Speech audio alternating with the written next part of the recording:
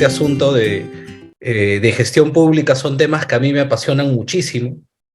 Eh, Alguito de experiencia tengo con estos temas y estoy seguro de que ustedes tienen mucha más y por tal motivo con vuestros comentarios, con vuestras intervenciones y por supuesto también con vuestras preguntas, la clase se va a enriquecer y todos podemos beneficiarnos de este intercambio de ideas que finalmente es el propósito de espacios como este. Yo quiero empezar la clase preguntando si de aquí de los presentes alguien ha estado en las sesiones del sábado y miércoles de la semana pasada en las que hablamos sobre políticas públicas y planeamiento estratégico. ¿Alguien ha estado o la gran mayoría son participantes nuevos? A ver, Rigor, también si me ayudas con absolver esa interrogante. Sí, doctor. Estimados participantes, si son de la clase anterior o las que tienen ustedes continuamente con este diplomado, levanten su manito, ¿sí? Un ejemplo, yo he estado en las sesiones, siempre estoy, así que ya coloco mi manito y tenemos, ahí está. Guido también, Víctor, sí, están en el diplomado, doctor. También tenemos a Elvira, a Maribel, a Ebony. Nelly también está en este diplomado, doctora. Así que es la También gran... tengo gente que no ha estado. Ah, ya, perfecto, doctor. Los estudiantes que son nuevos en Udiápolis en esta sesión, por favor, se pueden levantar su manito. A ver, voy a bajarles. ¿Sí? Ahí estamos. Tenemos a Rubén, tenemos a Lady, tenemos a Mía, tenemos a Gina, a Delvis, a Francesca. Creo que sí, hay gran mayoría que son nuevos, doctor. Así que...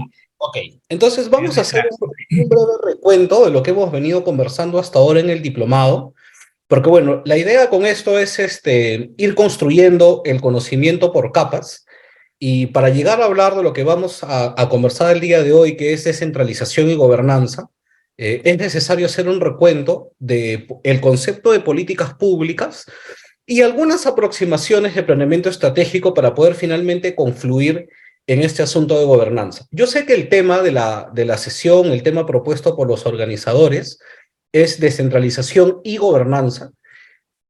En realidad de la descentralización hay poco que hablar. Yo me voy a permitir hacer unos cuantos comentarios puntuales, sin perjuicio de que si es que alguien quiere profundizar con el mayor de los gustos, pero me parece que va a ser más relevante si hablamos concretamente acerca de gobernanza. Me parece que es un tema bastante más interesante. Por lo menos desde mi óptica, desde mi experiencia, me parece que es de mucha más utilidad y mucho más beneficio que ocupemos la mayor parte del tiempo en esta sesión para hablar acerca de gobernanza.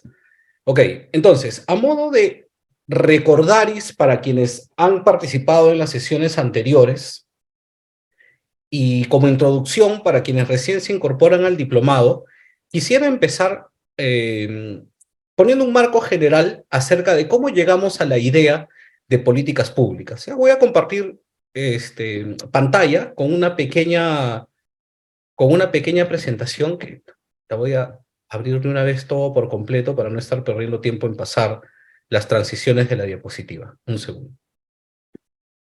Listo, aquí lo tengo. ¿Me confirman si se ve, por favor, la diapositiva? Sí, doctor, se puede visualizar. Ya, genial. Ok, ¿cómo es este asunto del ámbito público y el fenómeno del poder? Voy a hablar un poco rápido de esto porque es solamente recordar introducción, no es el tema de la clase, por eso lo voy a pasar rápido. Pero si alguien quiere detenerse para hablar en más detalle de este tema, por favor, pide el uso de la palabra y con el mayor de los gustos profundizamos.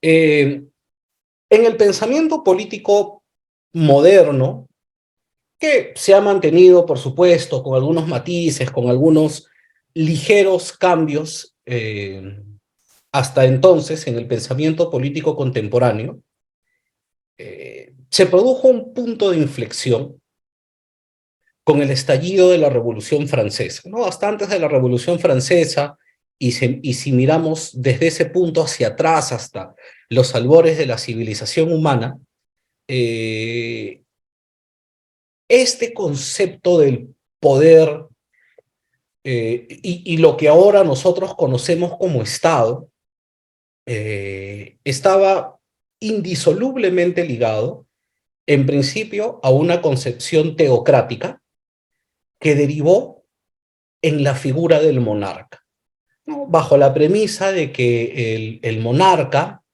el soberano, había sido predestinado por Dios para cumplir este rol de gobernar, y era Dios quien le otorgaba el poder para ejercer su gobierno, y por tanto el poder le pertenecía al monarca, y todo el espacio territorial que el monarca gobernaba le pertenecía a este también. Y por tanto todos eran simple y llanamente súbditos del monarca, subyugados al poder y en consecuencia a los antojos de este monarca. Es precisamente a raíz de la Revolución Francesa que hubo un cambio drástico en el pensamiento político. Y los pensadores post-Revolución Francesa entendieron que en realidad el poder pertenecía a las personas. Y Jean-Jacques Rousseau, en su obra El contrato social, dedicó todo un capítulo para explicar el concepto, para desarrollar el concepto del pacto social. ¿Qué señala este concepto del pacto social?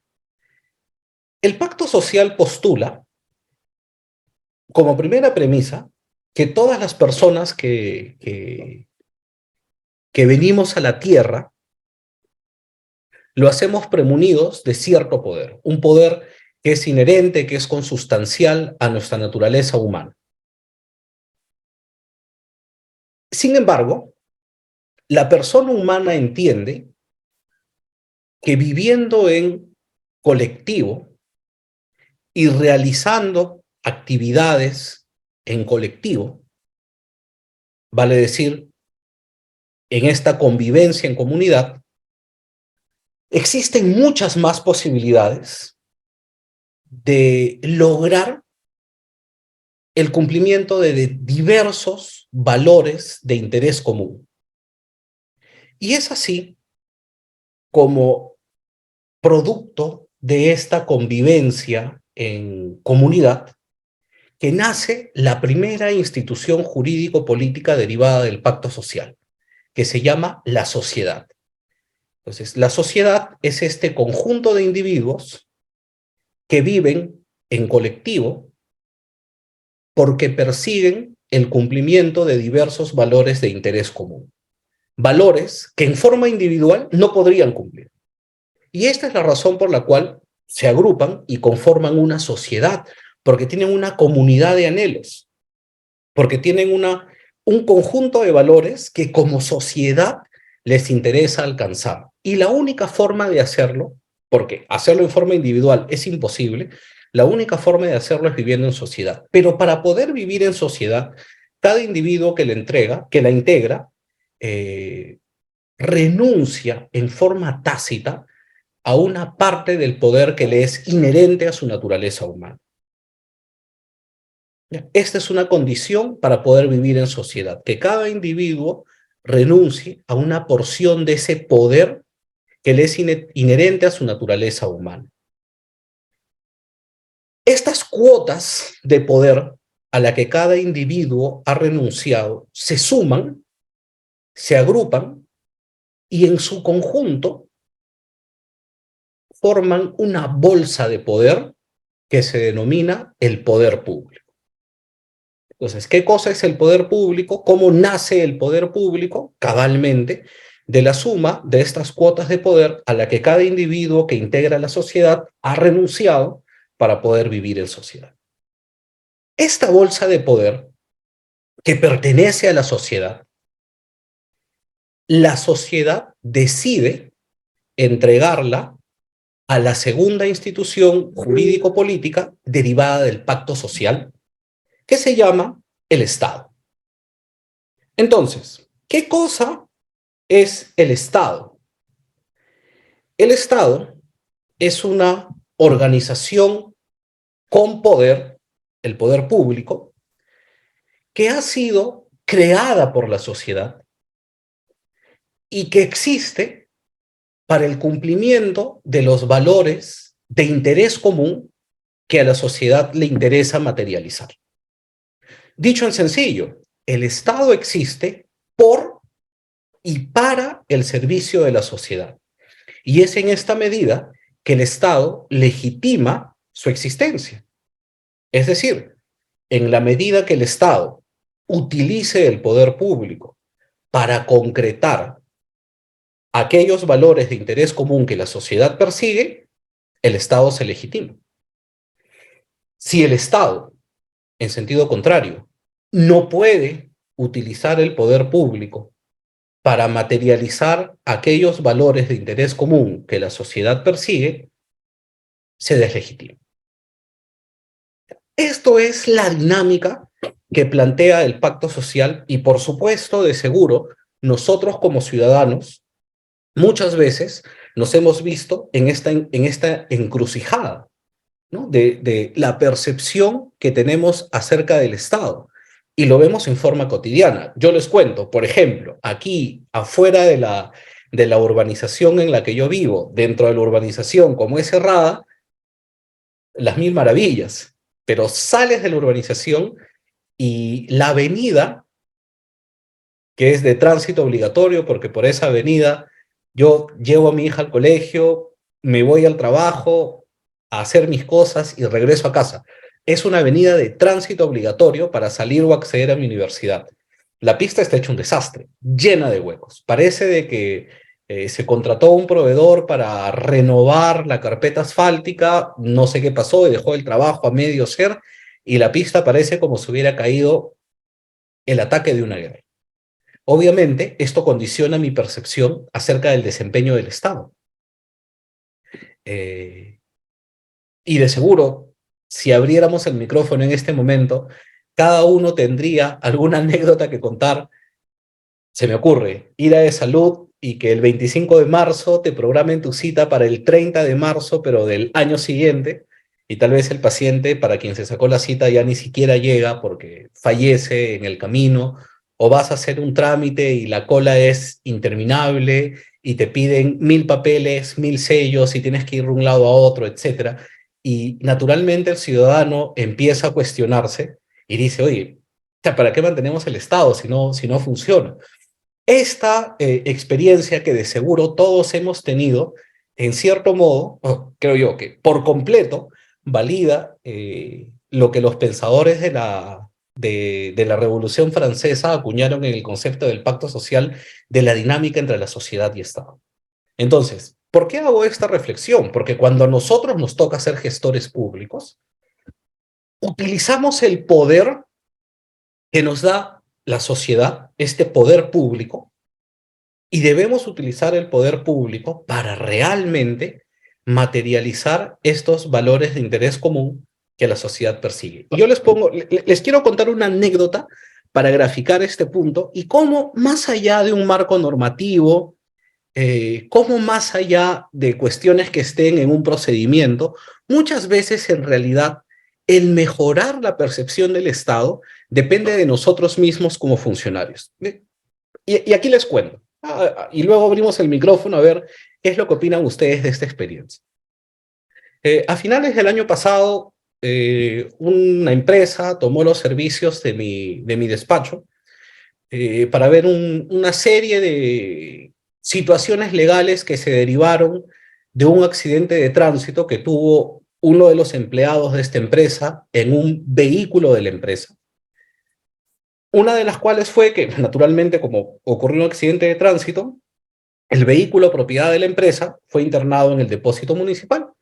Bueno, el equipo de derecho penal de mi oficina se encargó de hacer todo el trámite en la fiscalía, en la policía, y finalmente se logró la orden para que el vehículo se libere.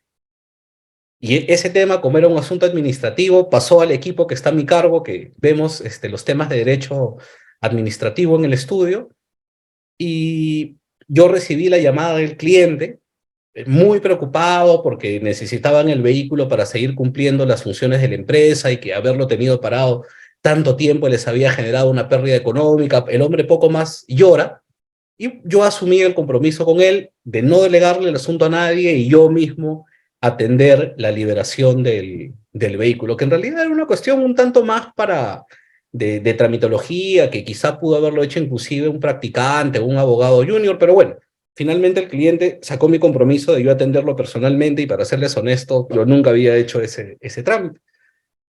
Así que bueno, hice las gestiones, averigüé, me informé de dónde quedaba el depósito municipal y me dirigí al depósito.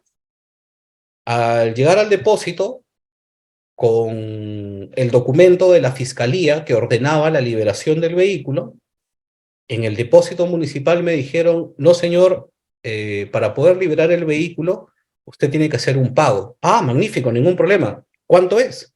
Sí, pero es que el pago lo tiene que hacer en otra oficina. Y resulta que esta oficina estaba literal al otro extremo de la ciudad. Bueno, dije, ok, tomé aire, me subí a mi carro y me fui al otro extremo de la ciudad a esta oficina. Sería cuestión de 9 de la mañana. Cuando llegué a esta oficina, me dijeron de que el encargado de recibir, a ver, antes de hacer el pago te tenían que generar una orden de pago. Y el encargado de hacer esta orden de pago había salido a tomar desayuno y que había que esperar. Desayuno a las 9 de la mañana en horario de trabajo.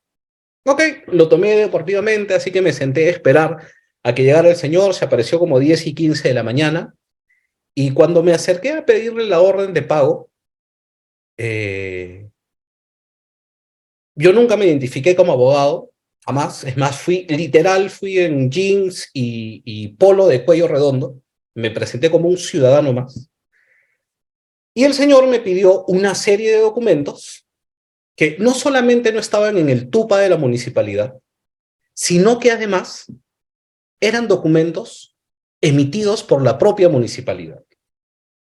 Y este señor me dijo que yo tenía que traer esos documentos y que era mi responsabilidad regresar al depósito y traer los documentos.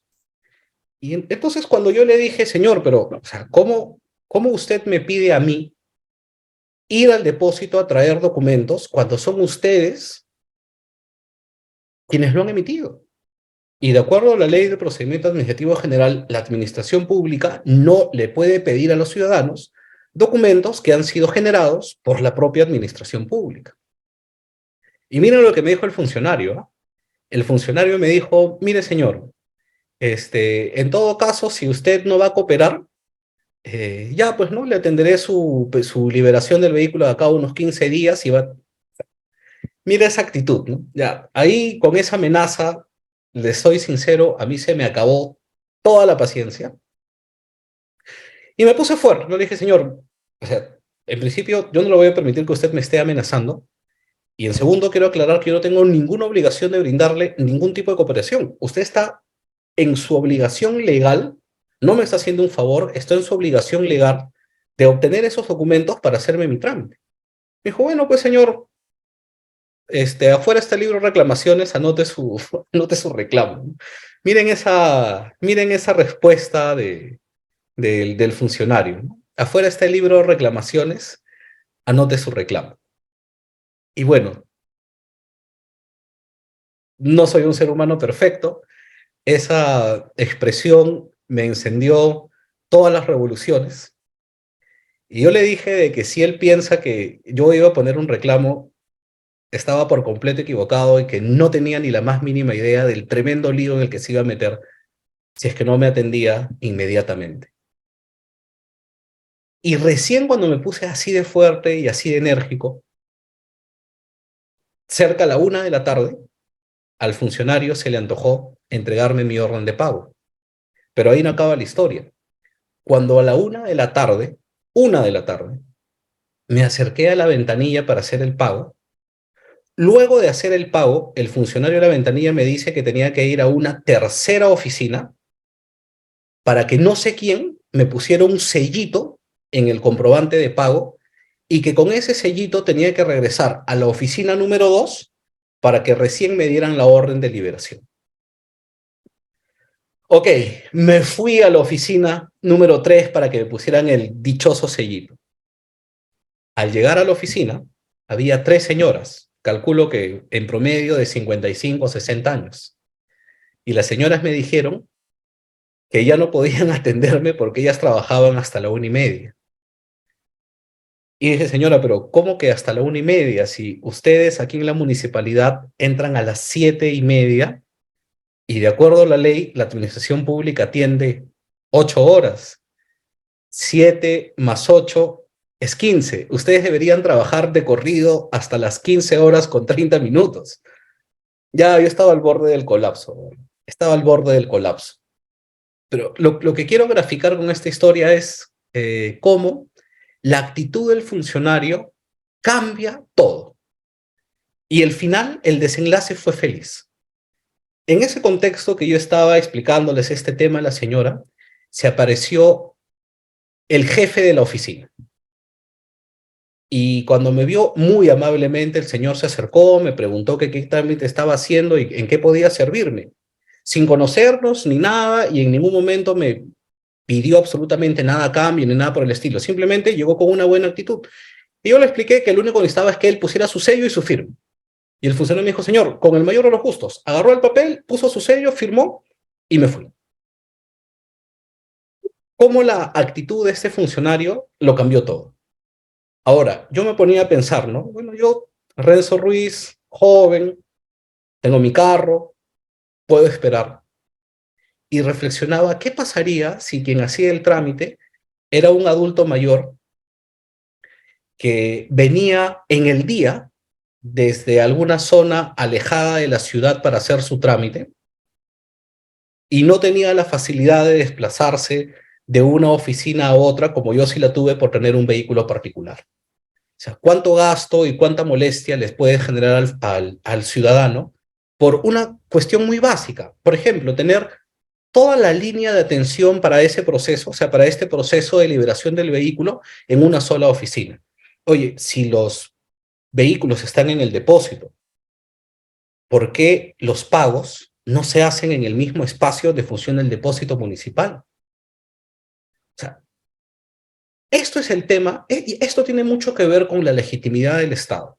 Claro, por un lado podemos pensar en un marco normativo complejo y por supuesto hostil, pero del otro lado de la moneda también está lo que nosotros como funcionarios podemos hacer para que el ciudadano, para que la sociedad, cuando acude a la administración pública, vea un Estado que esté debidamente legitimado, porque por lo menos, y a pesar del marco normativo, te encuentras con funcionarios públicos que están dispuestos a servir y que están dispuestos a utilizar el poder que la sociedad les ha dado para servir a la sociedad. Esta anécdota quería compartir con ustedes y abro el micrófono por si alguien quiere aportar alguna reflexión antes de entrar al tema de problemas, políticas y gestión pública. Adelante, por favor, Reader. Excelente, doctor. Y comenzamos la noche. Doctor César, buenas noches. Adelante, por favor. Doctor César, ¿puede activar su audio? Tiene que activar primero de su monitor. Parte Ya. izquierda. Listo. Bueno, buenas noches. Buenas noches, señor presidente, al ponente. Lo que acaba de manifestar, lamentablemente, es cierto que pasa en nuestra sociedad. Puesto, lamentablemente, los gestores públicos de la administración lo hacen por conocimiento o desconocimiento o buscar una prebenda al servicio que uno requiere. Lamentablemente, esto ya se puso como un cáncer en todas las instituciones públicas. ¿Qué pasa acá? Hay dos cosas. Que el personal que está en el servicio público lo hace por omisión o por una prebenda. Eso se tiene que cambiar basado en la meritocracia, en las funciones y los cargos que se tiene que dar. Pero lamentablemente, como es copado por los partidos políticos, ya viene el clientelaje político que van a poniendo a sus elementos a fin de determinadas cuestiones. Y a los realmente profesionales que están, lo van sesgando a puestos inferiores o si no lo van aislando de sus puestos. ¿Por qué? Porque va a haber un celo entre la competencia interna que puede haber entre los funcionarios ya antiguos o profesionales que se dan en este caso, o con los funcionarios que llegan por encargo político. Esto tiene que cambiar en base a que nosotros mismos como ciudadanos aportemos y hacemos sentir nuestros derechos en las instituciones públicas para que se cumplan. Si uno no reclama, si uno no pone fuerte, lógicamente que usted comenta, yo también lo vengo y lo sufro el día a día, no sea en la entidad pública, sino en la Policía Nacional, en otros organismos, porque también al litigante lo ves, si tú vas contento, si te atiende, pero en este caso a tu patrocinado, si va, oye, ¿sabe qué? No le diga nada a tu abogado, que no vengan, nosotros arreglamos. Esas son cosas que deben desterrarse, porque lamentablemente todos estos da un desméritos a nuestras instituciones, tanto públicas como la Policía Nacional. Esa sería mi opinión, doctor. Gracias, señor, muy amable por el comentario. No sé si alguien más quisiera participar. Excelente, doctor. Doctor Renzo, estimados participantes, a ver, nos dice, no me permite opinar por el micrófono. Estimado Yuri, tienes que levantar tu manito y activar lo que es tu cámara, si no, lamentablemente no puedo saber si eres tú o es otra persona, por ello es recomendable también identificar al participante. Es muy importante que tengan activo su cámara. Alfredo, ¿cómo está? Buenas noches, qué gusto saludarlo, bienvenido a Audiápolis. ¿Está activo su audio? Adelante. Muchas gracias, doctor. Doctor, agradecerle la exposición, muy interesante. Yo también he trabajado desde muy pequeño, desde muy joven en la administración pública y me complace bastante escucharlo, ¿no?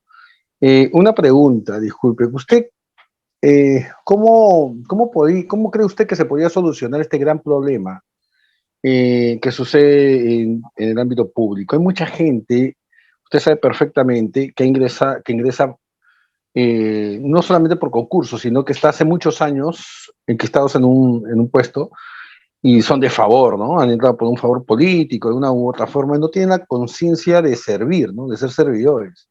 Se creen dueños del puesto, lamentablemente, y ¿qué cree usted? ¿Cómo se podía solucionar esto? Mire, desde donde yo lo veo, la cuestión es sencillísima. Y permítame responder su pregunta contándoles otra anécdota. Yo creo que esa es la forma más precisa de graficar algunos conceptos. Les quiero hablar de mi madre.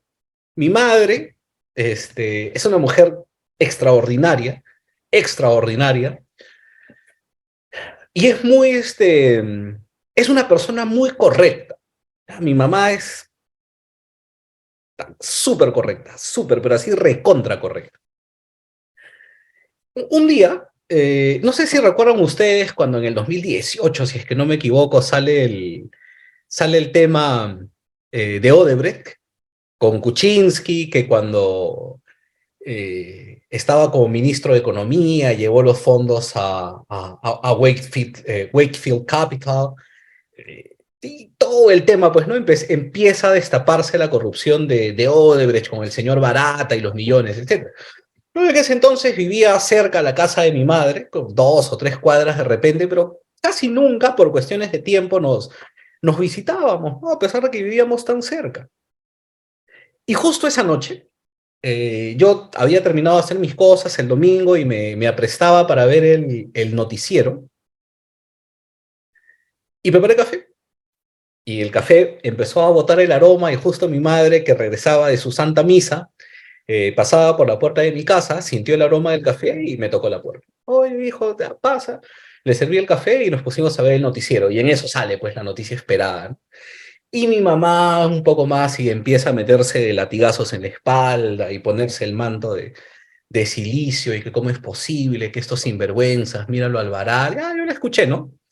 Este, la dejé que se explayara. Y cuando ella terminó de hacer toda su catarsis por la corrupción, le hice una pregunta y yo quisiera hacerle la misma pregunta a ustedes. Quisiera hacerle la misma pregunta a ustedes. Para quienes son padres, porque el ejemplo va por ahí, quiero que vivan esta situación.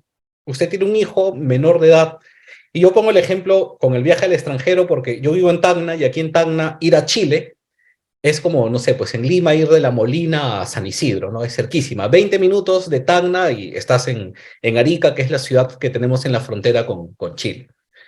Y bueno, resulta de que a tu hijo o a tu hija, que es la estrella del equipo de baloncesto de la primaria de la escuela, necesita viajar a Chile, a Arica, para jugar un campeonato internacional allá. Y ya, pues, ¿no? para que un menor de edad salga sin sus padres, hay que firmar un permiso en el notario, para que puedan viajar con el entrenador y la delegación deportiva. Entonces, usted, señor, señora, padre, madre de familia, se va a la notaría y dice, hoy quiero tramitar un permiso, ningún problema, señor, esos son los requisitos, necesito que me traiga una partida original. Ah, bueno, se va usted a la municipalidad, al local del registro del registro civil de la municipalidad, a pedir la copia de la partida del niño. En la notaría le dijeron de que el trámite sale en 24 horas y eso le acomoda perfecto porque el viaje es justo mañana. Entonces, como la notaría se lo da al tiro, bacán. Usted con esa confianza se va a la municipalidad, paga el costo de la tasa, hace su colita y cuando llega a la ventanilla, le entrega la tasa al funcionario y el funcionario le dice, ya señora, señor, regrese en 15 días para recoger su partida. Y usted le contesta, pero 15 días, señor, y le cuenta todo el rollo, mire que el niño, la niña que es la estrella del equipo, el baloncesto, Arica, yo no puedo esperar 15 días, tiene que viajar mañana. Y el funcionario le replica, sí, pues señora, lo que pasa es de que de acuerdo al TUPA, yo tengo hasta 15 días para entregarle el documento. Y usted le alega, sí, pues, pero el TUPA dice hasta 15 días, señor, mire, usted me lo podría entregar ahora. Y el funcionario concluye diciendo, sí, pues señora, efectivamente, yo se lo podría entregar ahora, pero como usted comprenderá, yo tengo otros trámites y tengo que atender por orden de llegada.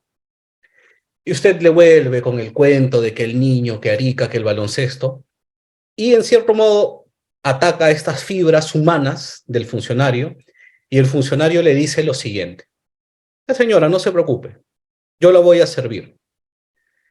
Tráigase unas gaseosas y unas empanaditas para la gente y le saco su partida ahorita. Yo les pregunto a ustedes, ¿qué harían? ¿Llevan la empanada y la gaseosa o no? Para que saquen la partida para que su hijo o hija pueda viajar a Arica al día siguiente. A ver, voy a abrir la toma para ver, por favor les pido que levanten la cámara, que levanten la mano. ¿Entregan o no entregan las empanaditas y las gaseositas para que le saque la partida al tiro? Bueno, yo les voy contando. Mi mamá, que es la mujer más pulcra del mundo, ella me dijo que sí llevaría la gaseosita con las empanadas para que saquen la partida para el niño, porque no es posible que por algo tan sencillo como unas gaseosas y una empanada, el chiquito se vaya a quedar sin su viaje a jugar el campeonato a Arica. Entonces, esa noche yo le dije a mi mamá, y lo mismo le digo para quienes digan que sí les llevan la partida, tú eres igual de corrupto que Barata, porque para Barata, 10 millones de dólares es exactamente lo mismo que para ti 10 empanadas y 10 gaseosas.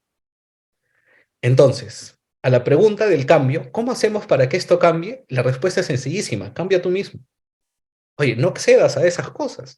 Si hay funcionarios corruptos es porque hay ciudadanos dispuestos a corromperlos. Es así de sencillo. Es un juego de suma cero. En la medida de que nosotros cambiemos esto, nuestra nación va a cambiar. Entonces, el cambio en realidad parte desde el ciudadano. Siempre es fácil decir el otro, ¿no? Ah, el funcionario es el corrupto. No habría corruptos si no habría corruptores. Y esa es una verdad sencillísima, ¿no? Bueno, yo quiero cerrar ahí este tema, sin duda bastante simpático, hablar de estos asuntos, pero no quisiera apartarme mucho de lo que quiero graficar con esto, de esta interrelación entre sociedad y Estado, y cómo lo que la sociedad necesita es ver un Estado legitimado. Y el Estado se legitima en la medida que utiliza el poder público para el cumplimiento de aquellos valores de interés común que la sociedad persigue. Quedémonos con esta premisa, por favor, es hasta donde hemos llegado de la sesión, porque luego vamos a desarrollar qué significa esto de cumplir diversos valores de interés común, que a partir de ahora vamos a decir simplemente finalidades públicas. Entonces voy a reconstruir la premisa que debemos mantener. El Estado existe por y para el servicio de la sociedad y se legitima en la medida que utiliza su poder público que la sociedad le ha dado para el cumplimiento de finalidades públicas. O más sencillo, ¿para qué existe el Estado? Para el cumplimiento de finalidades públicas. Esa es la razón de ser del Estado. cumplir finalidades públicas. ¿Ok? ¿Estamos claros hasta ahí con esta premisa? ¿Alguna pregunta? Sí, doctor, tenemos a Yuri Kuno, sí, está pidiendo la palabra, sino que cuando el docente está interactuando, por favor, no desesperarse, porque, por favor, activen mi audio, por favor, les pido también, tengan tiempo, ¿sí? Estimado Yuri, te doy pase, ¿sí? Adelante, ¿puedes intervenir? Gracias, buenas noches con todos. Les hablo desde el Cusco. Ah, ¿qué tal, Yuri? Al tiro lo reconocí el acento de cusqueño.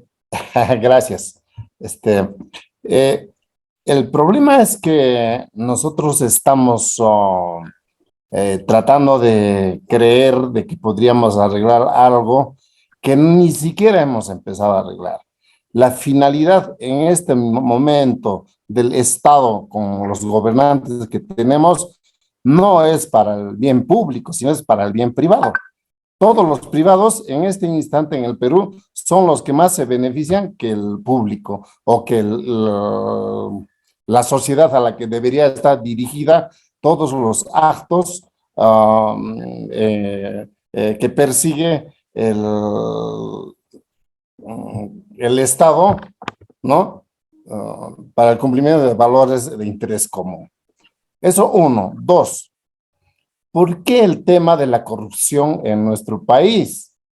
El tema primero arranca, para mí, desde nuestro sistema electoral para elegir a nuestros alcaldes, gobernadores y presidente de la República.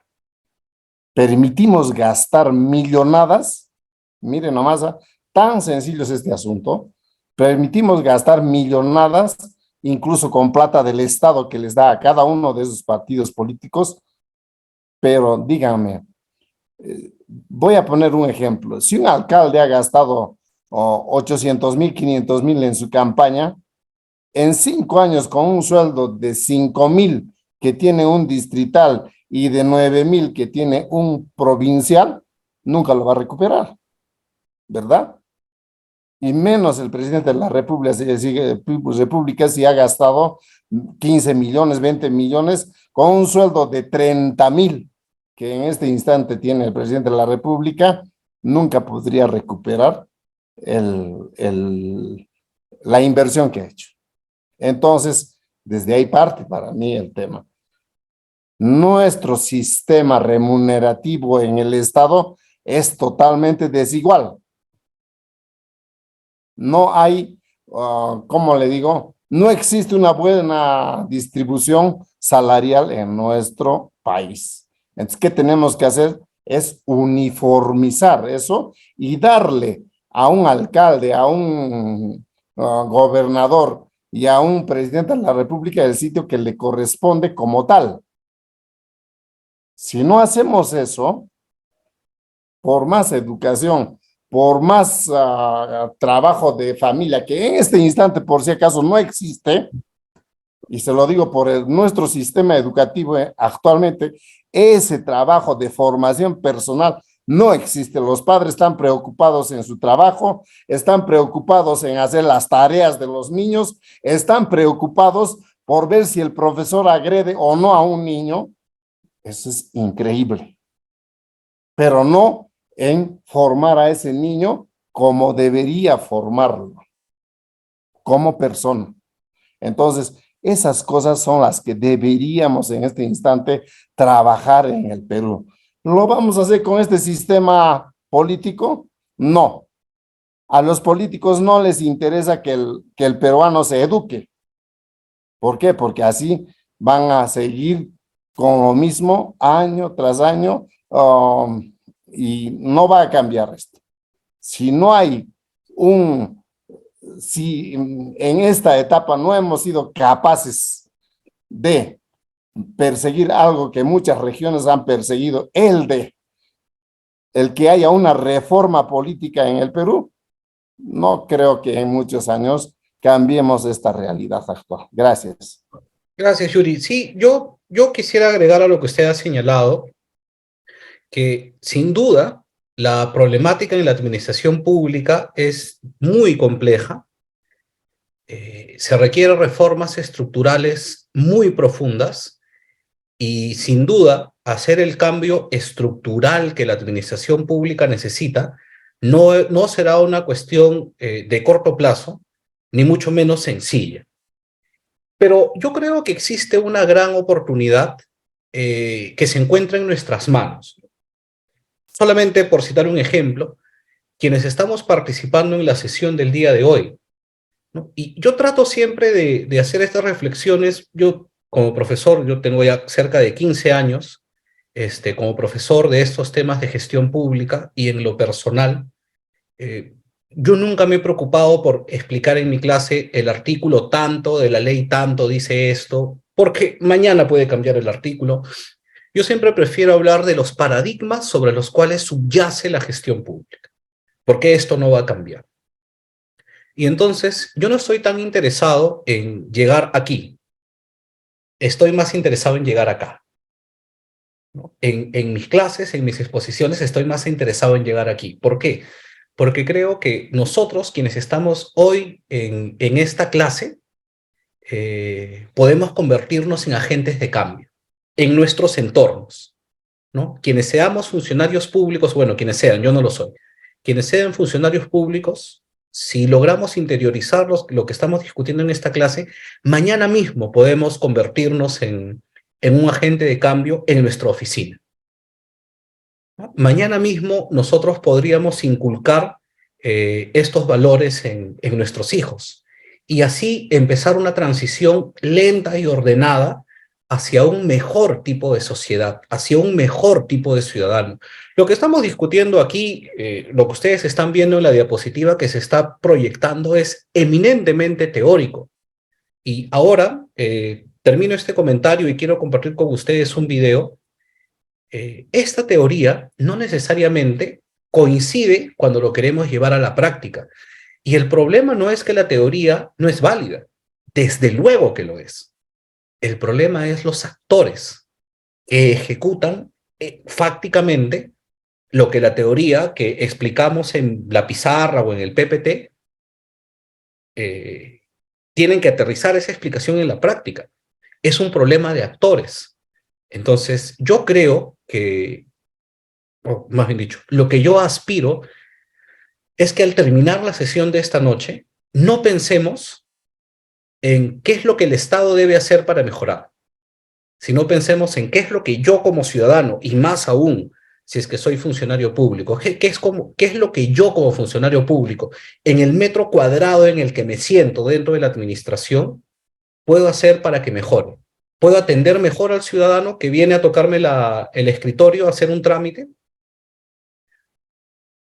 Como ciudadano, si es que algún servidor público me pide alguna dádiva a cambio de hacer su trabajo, puedo tomar la decisión de no acceder aún cuando eso implique que mi trámite se demore más. O sea, siempre es sencillo ver la paja en el ojo ajeno y no la viga que tenemos en nuestros ojos. Y sin duda, sin ninguna duda, yo les digo que la mejora del Estado, además, por supuesto, de las reformas estructurales muy profundas que tenemos que hacer, también necesita que nosotros como sociedad mejoremos. Porque, vean ustedes, el Estado no existe. El Estado es una ficción jurídica. Lo que sí existe son las personas, porque en realidad la sociedad también es una ficción jurídica. Lo que existe somos los ciudadanos. Lo que podemos cambiar, lo que podemos mejorar, somos los ciudadanos. Si tenemos mejores ciudadanos, y les hablo de nosotros mismos, de las personas que estén en nuestro entorno y por supuesto de nuestros hijos, si podemos generar ese efecto multiplicador y tenemos una sociedad mejor, esto va a redundar en un Estado que funcione mejor y que realmente sea eficaz y eficiente en emplear el poder público para cumplir finalidades públicas y dejar de lado al clientelismo. Permítanme, por favor, dejar de compartir la pantalla del PPT. Voy a silenciar un ratito.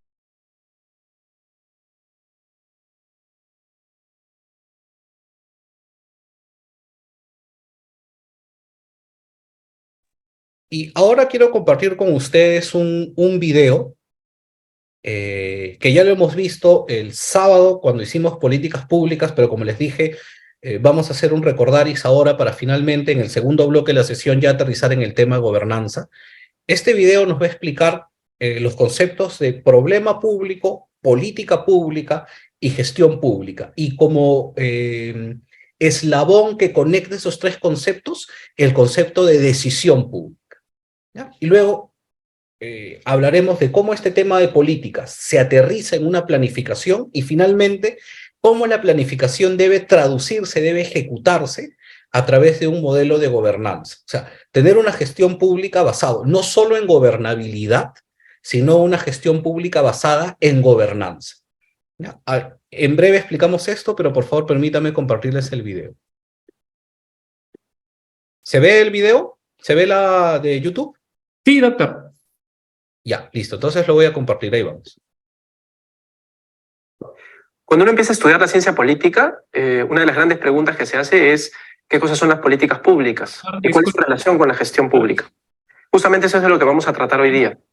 Yo uso una metáfora en realidad para explicar esta relación. Trato de explicar que fundamentalmente las políticas y la gestión son dos caras de la misma moneda. Uno podría decir muy claramente que la moneda es fundamentalmente la decisión pública. ¿Qué cosa es la decisión pública? Es básicamente la intervención del Estado. Doctor Renzo, no se ve el video, solamente se escucha. Ya, chispas. A ver. Si no me comparte el link, yo lo comparto aquí. Mejor, Sí. líder, como hicimos la vez pasada. La verdad que no entiendo entonces cómo se hace este tema, pero mejor, efectivamente te comparto el link. ¿Lo puedo poner aquí en el chat del Zoom? Sí, doctor, me lo remite. En este momento yo lo comparto. Ok, disculpen por favor por este defecto técnico. Aquí está el video, bueno, igual ya tienen el link para que cualquiera lo pueda acceder y guardar. Un videito muy interesante que no dura mucho. A ver, Reader, entonces, la pelota en su cancha. En el acto, doctor, ahí Gracias. usted me dice si se puede visualizar. Sí, yo sí lo veo. Cuando uno empieza a estudiar la ciencia política, ¿Se escucha, doctor? Sí, perfecto. Ahí, perfecto. una de las grandes preguntas que se hace es ¿qué cosas son las políticas públicas? ¿Y cuál es su relación con la gestión pública? Justamente eso es de lo que vamos a tratar hoy día. Yo uso una metáfora en realidad para explicar esta relación. Trato de explicar que fundamentalmente las políticas y la gestión son dos caras de la misma moneda. Uno podría decir muy claramente que la moneda es fundamentalmente la decisión pública. ¿Qué cosa es la decisión pública? Es básicamente la intervención del Estado con una serie de decisiones, una serie de la adopción de un proceso de decisiones que nos va a permitir en algún momento resolver problemas públicos o crear condiciones para que esos problemas públicos puedan ser resueltos. ¿Qué cosa es un problema público? Básicamente son los problemas que sufren los ciudadanos, sea de manera individual o de manera colectiva, los problemas de desnutrición infantil, los problemas de salud, de educación, de inseguridad ciudadana, o también ocurre que los problemas públicos pueden ser problemas de organización del Estado, problemas de ineficiencia, problemas de burocratismo, simplificación administrativa que es necesaria para que los ciudadanos puedan acceder, por ejemplo, a lograr sus licencias de funcionamiento para iniciar sus negocios. El Estado tiene que actuar en todos estos casos a través de decisiones cuya fuerza estatal, cuya autoridad le permite exigir que estas decisiones efectivamente se cumplan en la realidad y puedan ser de algún modo una garantía para que los ciudadanos ejerzan de manera plena sus derechos. Por supuesto, si nosotros vemos desde un punto de vista la moneda, desde un lado, seguramente veremos las políticas públicas. Y si vemos el otro lado, veremos la gestión pública. En un caso, cuando hablamos de políticas públicas, estamos hablando también de esos procesos decisionales, porque la moneda es la misma, la decisión pública. Si hablamos de procesos decisionales, estamos hablando de procesos complejos, procesos que en realidad involucran múltiples actores altamente políticos, conflictivos, contenciosos, que requieren una serie de arreglos institucionales, de acuerdos entre los ciudadanos para poder llegar a decisiones sobre los fines, las metas, los objetivos que queremos lograr para resolver estos problemas públicos y, por supuesto, la estrategia de intervención estatal, es decir, cómo queremos que nuestro Estado resuelva los problemas junto con la sociedad. Si nosotros vemos la gestión pública, estamos hablando también de procesos decisionales. Son procesos en los que el Estado se involucra en contextos también complejos, también competitivos, contenciosos, conflictivos, altamente políticos, pero en los que el centro ya no está en la definición de los fines o en la definición de las estrategias, no solamente, por lo menos, sino principalmente en la operación de la maquinaria estatal. Es decir, cómo logramos que estos fines y estas estrategias de intervención estatal para resolver estos problemas puedan realmente cumplirse de manera eficiente y con eficacia. Es decir, cómo logramos que el gran aparato de la burocracia estatal pueda funcionar bien, correctamente y poder lograr las metas y los objetivos que nos hemos planteado. Si nosotros quisiéramos poner un ejemplo para este caso, diríamos lo siguiente. Un problema público puede ser, por ejemplo, que en Lima 180 de cada 100.000 personas tienen hoy día tuberculosis, Lima metropolitana. Eso exige en realidad plantearse que ese problema debe ser asumido por el Estado, porque debe garantizarse el derecho a la salud de la población. Hay una serie de instrumentos que permiten establecer la responsabilidad del Estado para poder intervenir, sea prestando servicios directamente de salud o sea creando condiciones para que los privados puedan prestar servicios de salud a los que los ciudadanos puedan acceder. Si nosotros encontramos que el fin y la estrategia de la intervención estatal está, por ejemplo, en establecer un sistema de vacunación preventiva o otorgamiento de tratamiento preventivo para poder evitar que más personas puedan tener tuberculosis, entonces en ese espacio estamos en la cara de la política pública. Si nosotros obviamente tenemos que hacer funcionar la maquinaria estatal para que ese proceso de vacunación se lleve a cabo, entonces nos ubicamos seguramente en la gestión pública. Vale decir, alguien tiene que comprar las vacunas, alguien tiene que trasladar las vacunas hasta el lugar en donde se van a aplicar a los ciudadanos. Alguien tiene que decidir exactamente o focalizar quiénes son los que van a recibir la vacuna. Alguien tiene luego que evaluar qué vacunas y cómo estamos aplicando las vacunas y si esas vacunas han sido o han logrado realmente algún nivel de eficacia en la solución de un problema como la tuberculosis. De esto se trata la relación entre políticas públicas y gestión. En realidad son dos procesos inherentemente políticos, técnicamente valiosos e importantes, y hay que usar la técnica para poder tomar las decisiones, pero por supuesto ninguno de los dos puede ir separado.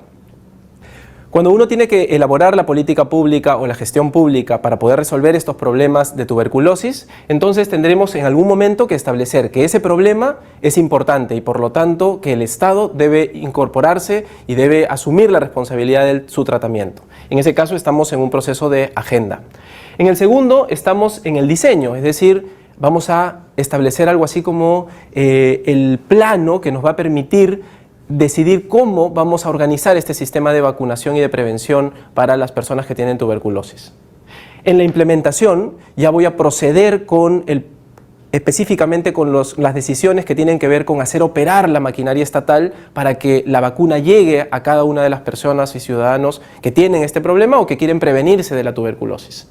Y por supuesto en algún momento tendremos que evaluar la estrategia, es decir, saber si es que esto realmente ha tenido los resultados esperados, si hemos cumplido las metas, si todas las personas han logrado el resultado de tener una mejor salud y por supuesto en algún momento también tendremos que saber si hemos usado eficientemente los recursos. Adicionalmente, en todo este proceso, tanto la administración pública como la sociedad civil y los ciudadanos en general asumen una serie de capacidades y una serie de procesos de innovación que nos permiten hacer que cada vez que logramos que el Estado se involucre en la protección de los derechos de la salud de las personas, lo vayamos haciendo mejor.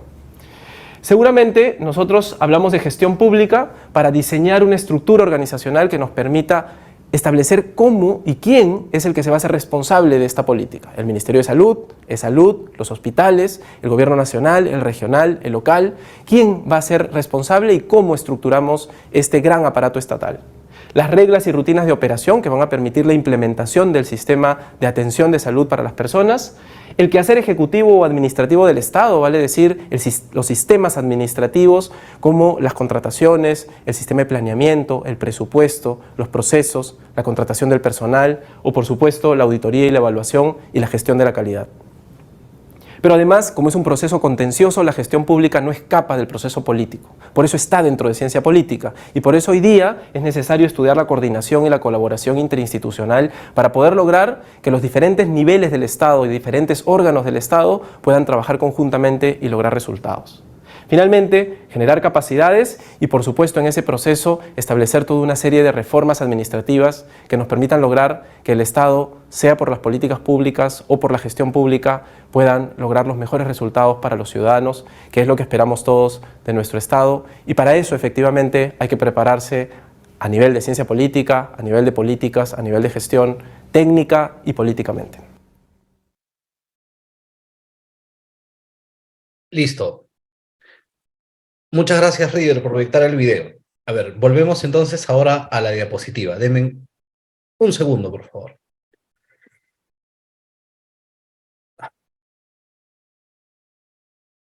Ok, entonces, como hemos visto en el video, muy interesante, me gusta mucho siempre utilizar en mis clases este video porque explica en muy corto tiempo conceptos que son en realidad bastante profundos.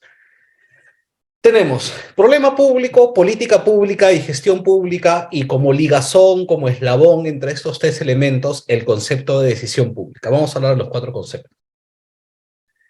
Un problema público, porque hemos dicho que el Estado persigue el cumplimiento de diversos valores de interés común. Entonces, teóricamente, un problema público es uno de estos valores de interés común cuyo cumplimiento persigue la sociedad. Por ejemplo, el ejemplo que ponía en el video, ¿no? Atención de la desnutrición crónica infantil, podríamos hablar de analfabetismo, podríamos hablar de acceso al sistema de salud, banda ancha de internet, brecha de infraestructura, el problema que se les ocurra. Lo cierto es de que existe un conjunto de problemas públicos que deben ser atendidos. Y aquí hay un primer dilema en cuanto a la decisión pública. La identificación de los problemas y, una vez identificados, la priorización de su atención. Esto corresponde a un decisor. O sea, alguien o algunos están tomando la decisión de cuáles son los problemas y en qué orden deben ser atendidos. Luego tenemos a las políticas públicas, que, como se explica en el video, es la aproximación conceptual de cómo solucionar ese problema. Ahora, ¿cómo sabemos cuál es la solución? Hay un decisor que tendrá que decidir, valga la redundancia, cuál es el mejor camino para resolver ese problema público. Y como pueden advertir, tanto el problema público como las políticas públicas, en estricto, son decisiones de gabinete. Obviamente, no es que alguien viene y se le ocurre decir, ese es el problema, esta es la solución. Por supuesto que no, hay toda una estructura metodológica, disciplinada, para concluir la relevancia de un problema y la efectividad de esta aproximación conceptual para solucionarlo. Pero finalmente es una cuestión de decisión pública y, por tanto, que tiene que ver con los decisores públicos. ¿Quiénes son estos decisores públicos? Porque, por lo menos conmigo nunca ha pasado, y estoy seguro que con ustedes tampoco, el Estado nunca ha venido a preguntarle a los 33 millones de peruanos cuáles creemos que son los problemas y cuáles creemos que deben ser las soluciones para dichos problemas. Es que vivimos en democracia, y en una democracia, por cierto, que es representativa. Y, por tanto, teóricamente, nuestra voz, nuestra opinión, es canalizada a través de los representantes que elegimos mediante nuestro voto. Regidores, alcalde, consejeros y gobernadores regionales, parlamentarios y presidente de la República, quienes designa a los ministros de Estado. Esto es el conjunto de los decisores públicos. Son estos representantes quienes determinan los problemas públicos, y quienes idean las soluciones que se traduce en políticas públicas. Entonces, ahí tenemos este paradigma, y como bien explica el video, son tanto el problema público como las políticas públicas, y por supuesto la gestión pública no es ajena a este fenómeno, son cuestiones eminentemente políticas, que tienen su lado técnico, sí, y vamos a ver ahora en la diapositiva siguiente cómo es necesario mantener este equilibrio. Finalmente, ¿qué cosa es la gestión pública? La gestión pública es llevar al terreno esa aproximación conceptual de solución que se llama política pública. Entonces, mientras los problemas públicos y las políticas públicas son cuestiones de gabinete, de escritorio, la gestión pública tendría que ser más bien una cuestión de terreno, la aplicación, la ejecución de la política pública. Entonces, en el paso 1 está identificar el problema, en el paso 2 está encontrar la solución y en el paso 3 ejecutar la solución. Problema público, política pública, gestión pública. Este es el quid del asunto, distinguidos colegas. ¿Alguien tiene alguna pregunta hasta aquí?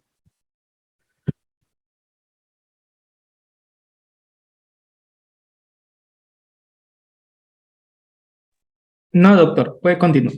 Ok, listo. Entonces pasemos a la siguiente diapositiva. Entonces, en las antípodas de este concepto, tenemos por un lado esta relación que existe entonces entre la política y las políticas públicas. Entonces, en las antípodas tenemos a la política sin propuesta de políticas públicas. Entonces, simplemente tendríamos un sistema político concentrado en la distribución del poder entre los agentes políticos y sociales, nada más. Y en el otro extremo tenemos políticas públicas que desconsideran la política, lo cual debilita la gobernabilidad y revela un problema de diseño.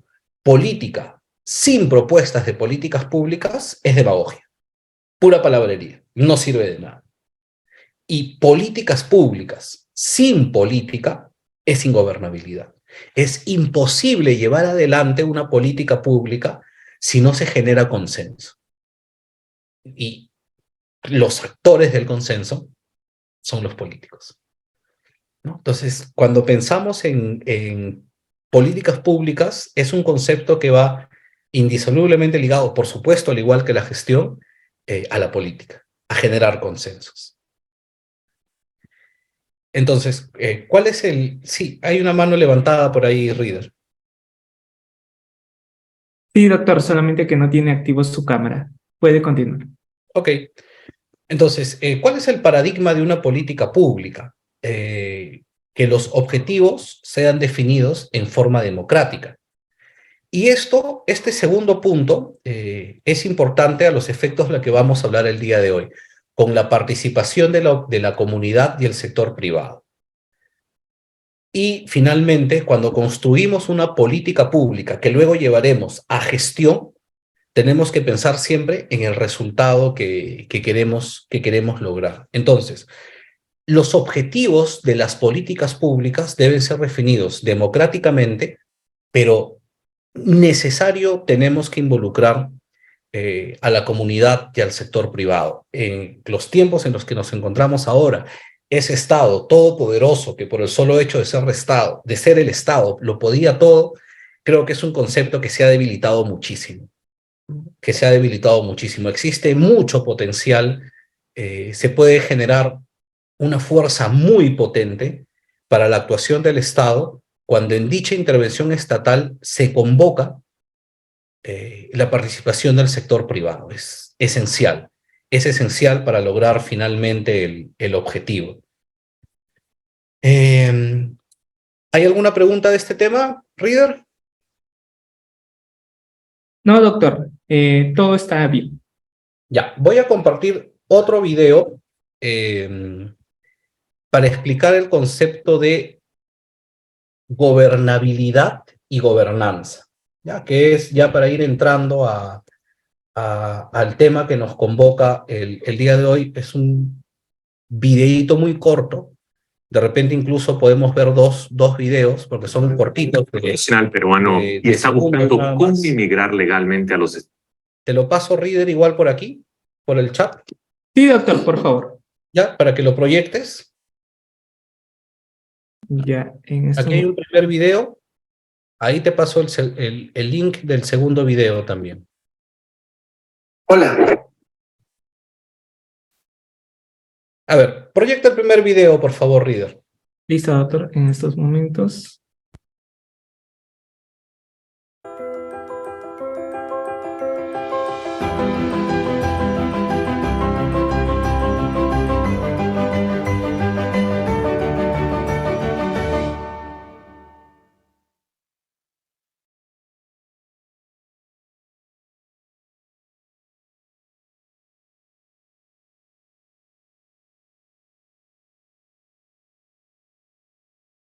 son dos conceptos distintos, ¿no? Cuando se habla de gobernabilidad, en realidad se está haciendo referencia a la capacidad para dirigir una sociedad. Y esa capacidad indica si estamos proporcionando gobernabilidad en la relación entre el Estado, los sectores públicos y los ciudadanos. Cuando no existe orden, no es posible tener gobierno. La gobernanza más bien es un concepto distinto, alude a todos los factores, normas, actores que se coordinan de alguna manera para producir un bien público, o sea, una política pública. Y allí tenemos que considerar a las policías, en nuestro caso, al Ministerio Público, pero también a los gobiernos regionales, a los gobiernos locales, al sector privado. Gobernanza implica una arquitectura del sistema que nos permita avanzar juntos. Y esa gobernanza probablemente no exista en muchas partes de nuestra región. Reader, aquí te mando el segundo enlace, por favor, para que lo compartas. ¿Listo, doctor? A ver. Voy a compartir.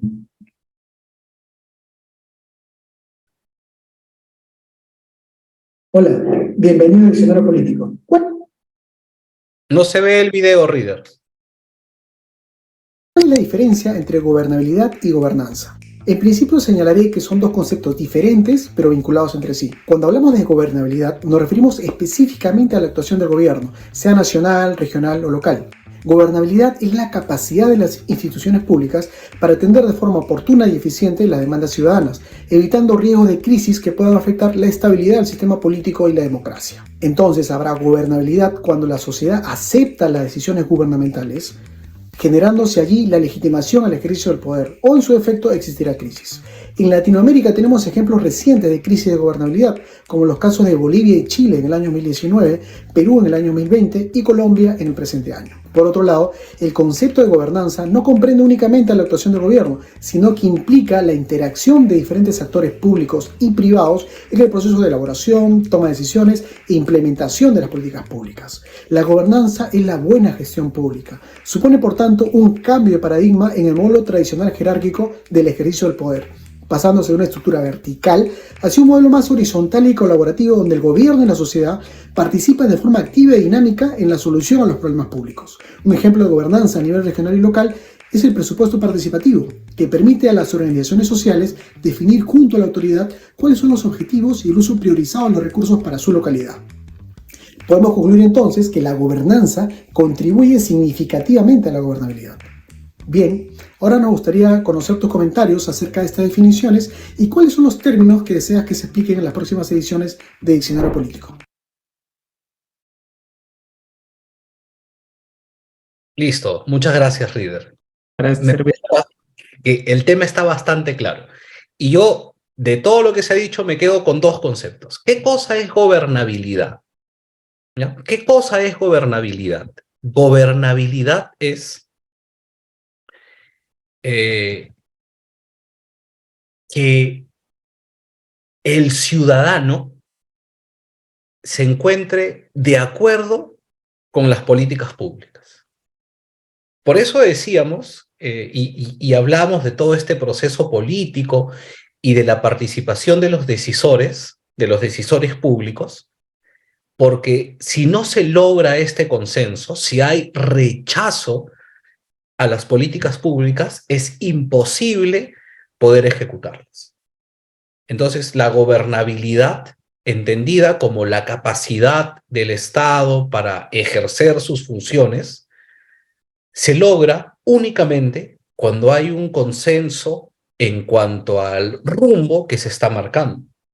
Esto es gobernabilidad. Y la gobernanza, por tanto, va mucho más allá de eso, porque habla de cómo vamos a construir gobernabilidad. La gobernanza tiene entonces que ver con la construcción de la gobernabilidad. Y por supuesto, como bien ha señalado este último video que hemos visto, gobernanza significa hacer una buena gestión pública y ahora les voy a explicar por qué. ¿Hay algún comentario o alguna pregunta, Reader? Aún no tenemos, doctor. Ok, yo les pido, hay una mano levantada, pero de todos modos hay un comentario, un usuario, Picón Abogados, que dice, no todos los ciudadanos aceptan las políticas públicas en ninguna parte del mundo. Claro, obviamente, y por eso hablábamos de que el tema de gobernabilidad está relacionada con los consensos entre los actores políticos que en un contexto democrático son quienes nos representan. Sería utópico pensar, como en el caso del Perú, que 33 millones de personas vamos a ponernos de acuerdo en cuanto a las políticas públicas. Y es por esto que el debate se reduce de 33 millones a 120 personas que en nuestra representación debaten y discuten los temas en el Congreso de la República, y a una persona que es el presidente de la República, quien además designa a los ministros de Estado, quienes se encarga de ejecutar el tema. 130 congresistas, ok. Entonces, por supuesto, el tema de generar estos consensos no tiene que ver con que los 33 millones de peruanos estemos de acuerdo, sino con que los decisores se encuentren de acuerdo, y esto es lo que va a generar un clima de gobernabilidad. Entonces quería hacer esta tingencia. Les pido que tomemos un pequeño receso de 5 minutos. Yo tengo 22:20, 22:25 retomamos para ya hablar más en detalle acerca de la gobernanza. Gracias, doctor Renzo. Estimados participantes, en estos momentos, dando los 5 minutos, voy a proyectar referente a los beneficios que van a tener los estudiantes matriculados en la sesión del día de hoy.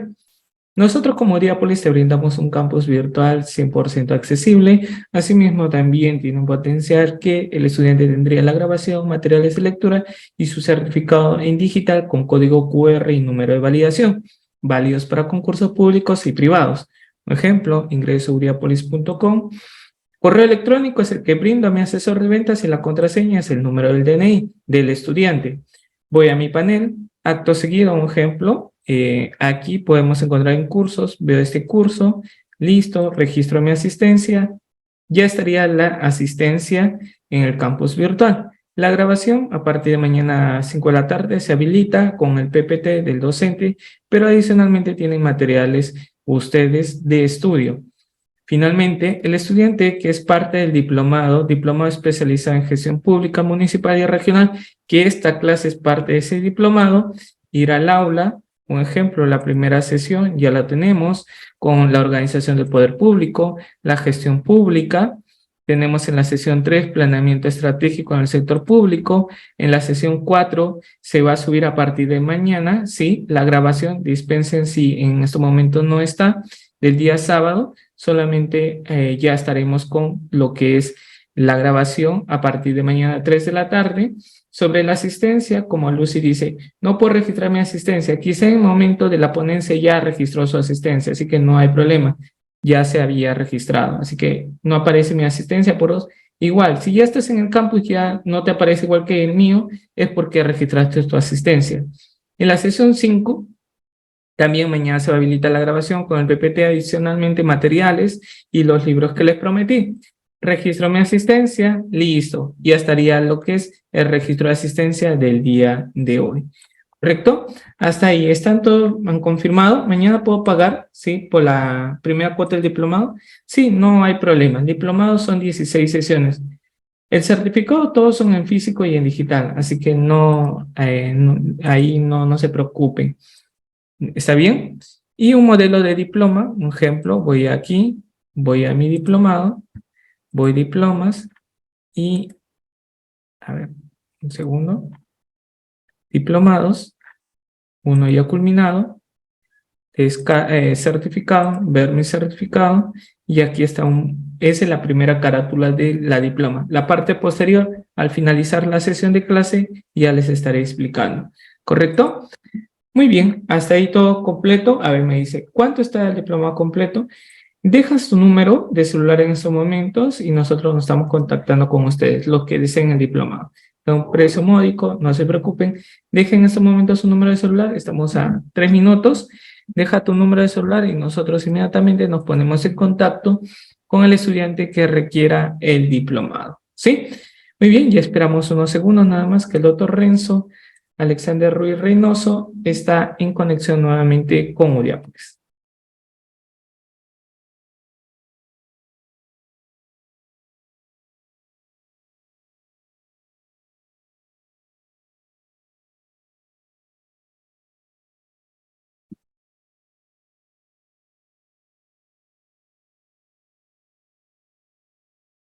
Sí, como les decía, dejen su número de celular si deseas información referente al diplomado. A Edith, gracias Edith por dejar tu número, ahora ya sé que estás interesada.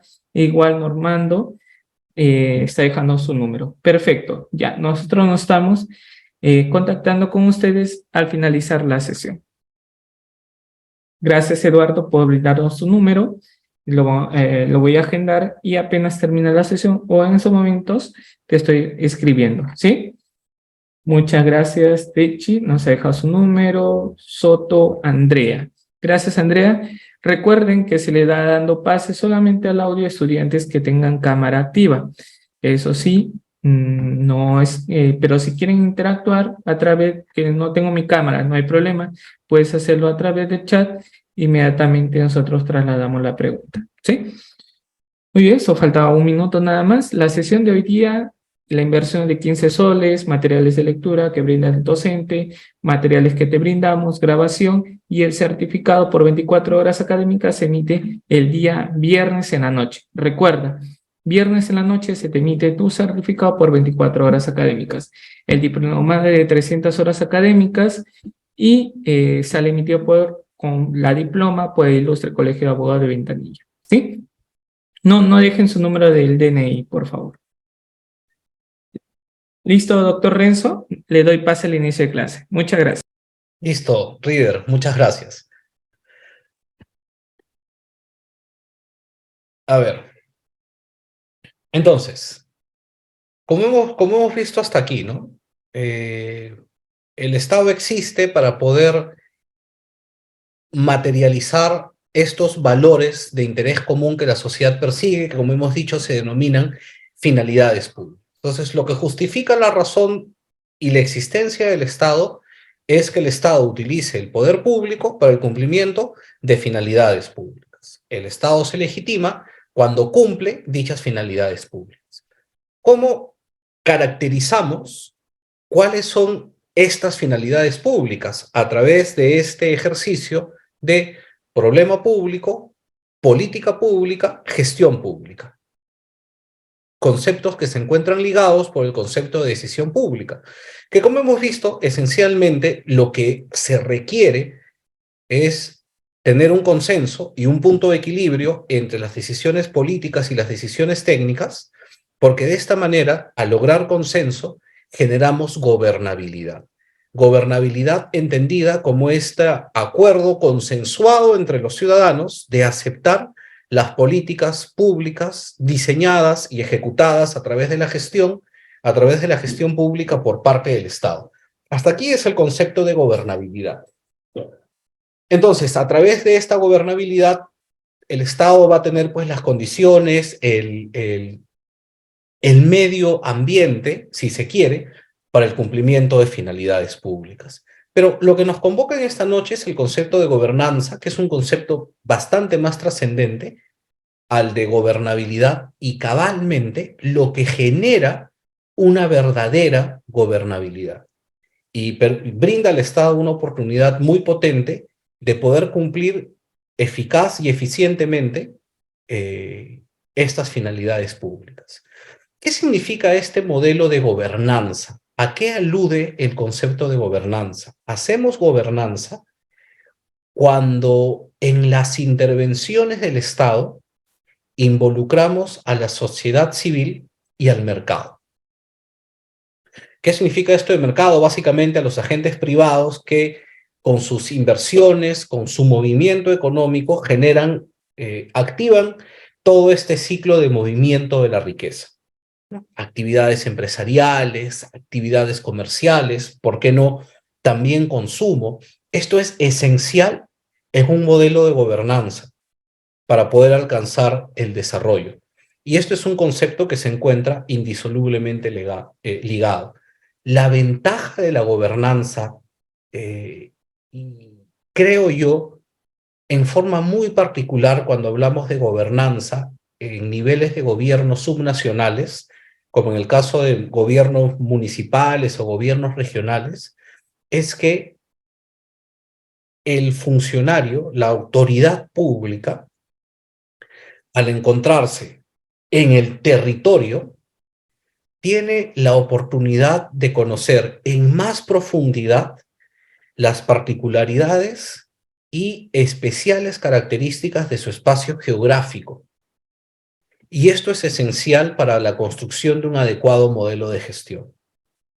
Al menos en el Perú, que tenemos condiciones geográficas, climáticas, territoriales tan disímiles, un gobierno subnacional nos brinda la oportunidad de que la autoridad comprenda cuáles son las características de su espacio territorial determinado.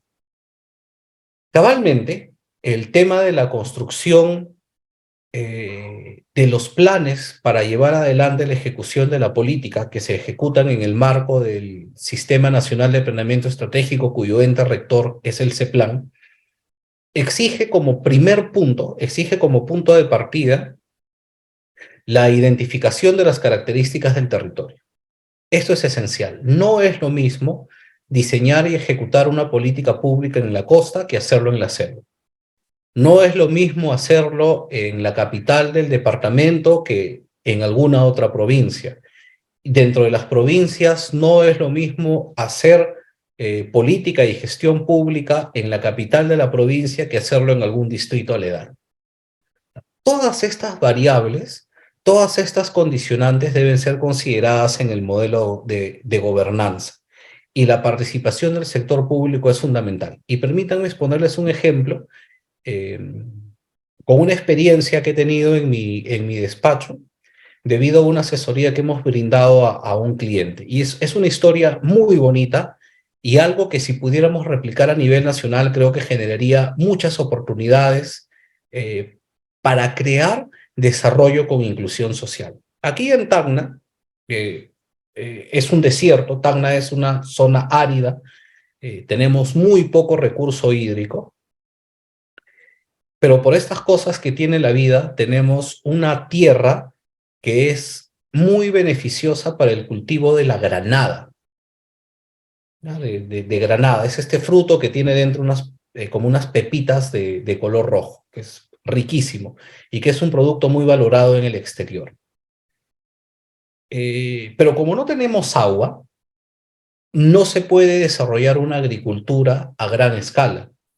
Y lo que tenemos es pequeños cultivadores de granada, ¿no? De unas cuantas hectáreas, unas cuantas parcelas. No hay una agricultura de gran escala debido a la falta de agua. Un grupo de empresarios hace 5 años tuvo la visión de, en esta crisis, ver una oportunidad. ¿Y qué es lo que decidieron hacer? Ellos apostaron por generar una cadena de asociatividad entre estos pequeños productores de granada. Entonces, identificaron a estos pequeños productores, los congregaron y tuvieron una reunión donde los explicaron el alcance del proyecto. La idea era juntar la producción de todos estos pequeños productores, armar contenedores y exportarlos. Esto fue la idea que hace 5 años este grupo de empresarios, uno de los cuales es de aquí de Tacna, por cierto, le vendió a los pequeños productores, a los agricultores de aquí de Tacna. En estos 5 años, el grupo de empresarios invirtió en traer ingenieros de Israel y traer esquejes, que es como que ramitas de granada para plantar aquí en Tacna, que la tierra da muy bien. Y bueno, pasaron estos 5 años, los esquejes finalmente dieron su fruto Y ahora los pequeños agricultores le venden a estos empresarios la granada. Entonces, estos empresarios acopian en una planta de empaque, acopian la granada que todos estos pequeños empresarios les venden, pasan por un proceso de calibración para ver las medidas, porque en el mercado internacional te piden que el producto cumpla con determinadas características, arman los contenedores y ya al día de hoy han exportado 5 contenedores con destino a Estados Unidos y Europa. Y ha sido una apuesta empresarial que está beneficiando a todos. Esto, en lo personal, constituye para mí un hito en la historia de Tacna, y yo les confieso que me siento por completo orgulloso de, como abogado, haber participado en todo este proceso. Pero me pongo a pensar cómo resultaría esta experiencia de asociatividad promovida por estos empresarios si además pudiéramos incorporar al Estado. Y se me ocurre lo siguiente, y con esto abro el debate para aclarar bien el concepto de gobernanza. Yo les comento que en esta aventura empresarial surgen muchas necesidades. Por ejemplo, como les digo, son pequeños productores, pequeñas tierras agrícolas, y para acceder a estas tierras no necesariamente hay pistas asfaltadas, hay muchos campos de cultivo a los que se llega a través de una trocha, y por tanto esta producción de granada, que no es mucha, siendo poca, ni siquiera se puede sacar en un solo vehículo porque el espacio de la trocha no permite un vehículo de gran tamaño. Entonces, esta pequeña producción tiene que salir en 3, 4, hasta 5 viajes de pequeñas camionetas, y con esto se genera un sobrecosto. Qué interesante sería la participación del Estado para identificar esos puntos y decir, ok, vamos a generar unas pequeñas vías. Ni siquiera te hablo de una carretera, tal vez una vía vecinal, una TEA, algún camino vecinal que permita la circulación de vehículos de mayor tamaño. Esto por el lado de infraestructura de transporte.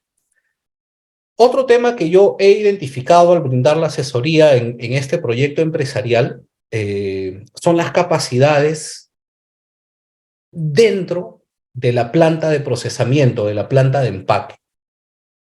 Por ejemplo, hay una máquina que calibra el tamaño de la granada, es decir, el fruto viene de distintos tamaños, pasa por una banda, y esta máquina identifica las granadas que tienen el tamaño requerido para el mercado internacional y las separa de aquellos que no los tienen. Es un software que permite hacer esa calibración.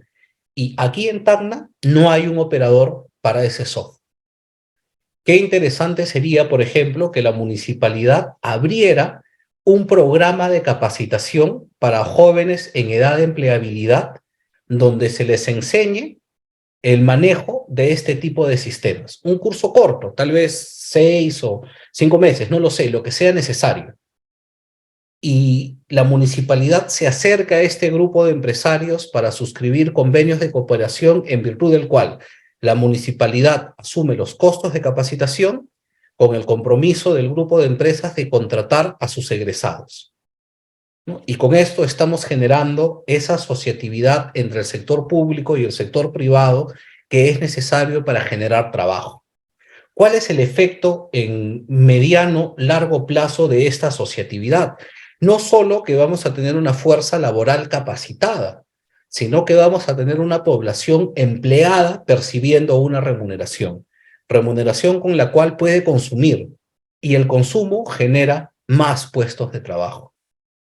Entonces, esto es el concepto de gobernanza, ¿no? Esa asociación entre el sector público y los actores privados para cumplir los objetivos que la sociedad persigue: trabajo, fortalecimiento de la economía, sobre todo ahora que hemos salido tan golpeados después de la pandemia del COVID-19. Esto es el concepto de gobernanza territorial. Y eso solamente por poner un ejemplo. Podemos hablar de muchos otros más, donde la dinámica entre el sector público y el sector privado tiene la capacidad, tiene el potencial de brindar muchas oportunidades de desarrollo dentro de la circunscripción territorial determinada, y desarrollo con inclusión social. un modelo de gobernanza centrado en incorporar a la vida económica a aquellos sectores de la población que tal vez sean menos favorecidos por no tener la posibilidad de acceder a una educación formal que les permita posteriormente acceder a un empleo. Estas deficiencias pueden ser perfectamente suplidas en un modelo de asociatividad, en un modelo de gobernanza, donde el sector público y el sector privado trabajen de la mano para cumplir con este objetivo. Esto en sencillo es el concepto de gobernanza. Y con esto, Reader, abro el micrófono por si alguien quiere hacer alguna intervención o si alguien tiene alguna pregunta. Excelente, doctor. Muchas gracias, estimados participantes. Si tendrían alguna pregunta, pueden intervenir en estos momentos. Por ejemplo, tenemos a Víctor. Adelante, Víctor. Está activo tu audio.